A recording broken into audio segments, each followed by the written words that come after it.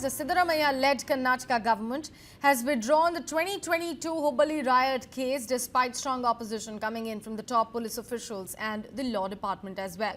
Both have warned that withdrawing the case could set a dangerous precedent. The case involved the vandalism of police station during riots. One of the accused in the case, in fact, was a corporator from the AIMIM. The police had arrested him on April 23rd of year 2024 on charges of inciting mob violence. Now, the riots began on April 16th of year 2022 after a man named Abhishek Hiremath shared a social media post featuring a saffron flag atop a mosque. And here's how exactly the timeline of that particular case looks like. On October 10th of 2024, the cabinet decided to withdraw 43 cases across the state. 5 days later to that, an official government order was also issued, and by October 21st, the law and prosecution departments were informed about it. On 6th of December of 2024, the special public prosecutor was instructed to withdraw the case. Now, the withdrawal application was also filed in the City Civil and NIA Court on December 24th of 2024 under Section 321 of the Code of Criminal Procedure. However, the application does not explain why the case was exactly withdrawn. The case is now set for a hearing on April 7th of year 2025. Meanwhile, the Karnataka High Court is likely to hear a PIL questioning whether the government has the legal authority to withdraw such cases related to the riots. My colleague Gautam is joining us live on the broadcast to explain this further to us. So, Gautam, this recent decision by Karnataka government has certainly drawn criticism not only from the political arena but from the police officials themselves. Yes, Sakshi. It's a rather controversial move by the Congress-led Karnataka government here to withdraw criminal cases related to this 2022 Hubballi riots case.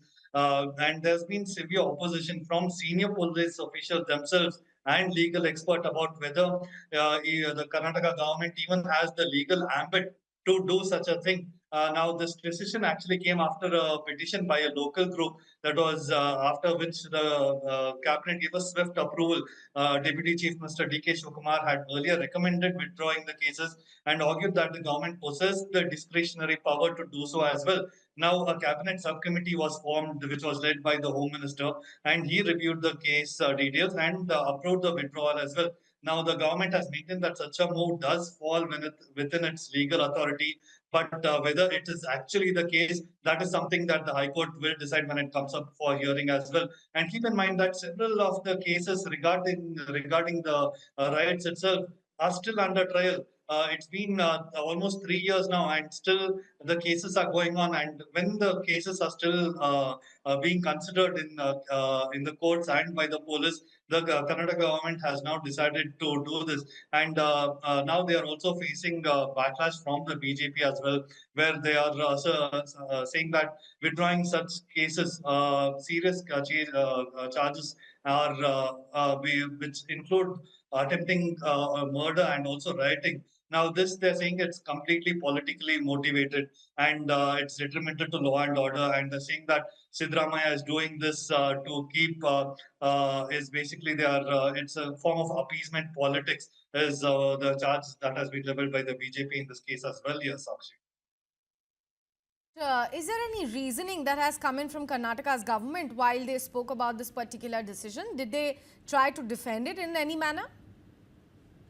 Yes, because this case that was registered in the whole Hubli police station, their charge is that basically there's no progress that has been made over the 3 years in this particular case as well. And that is one of the reasons, but that cannot be grounds because public trials in this case are still going on. And that is what even legal experts are saying as well. And keep in mind that earlier in October, the DGP had also written to the government stating that the Hubli Dharwad Police Commissioner himself has serious concerns regarding this matter.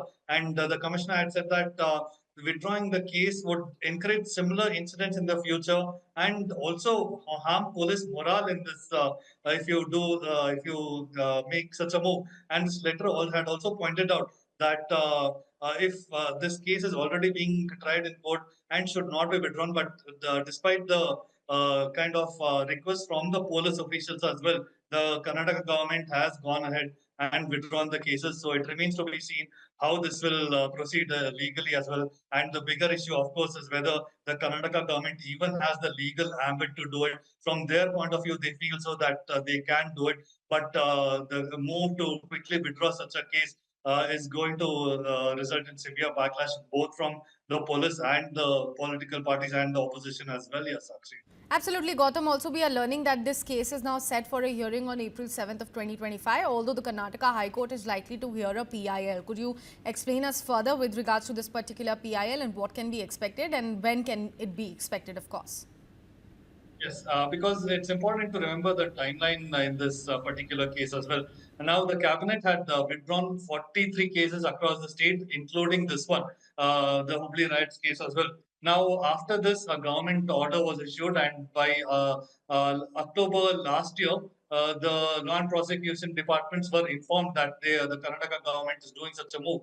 Now, the special public prosecutor has been instructed to withdraw the case, and the withdrawal application was filed in the NI court back in December as well. Now, this application does not explain why the case was withdrawn, apart from citing the government order.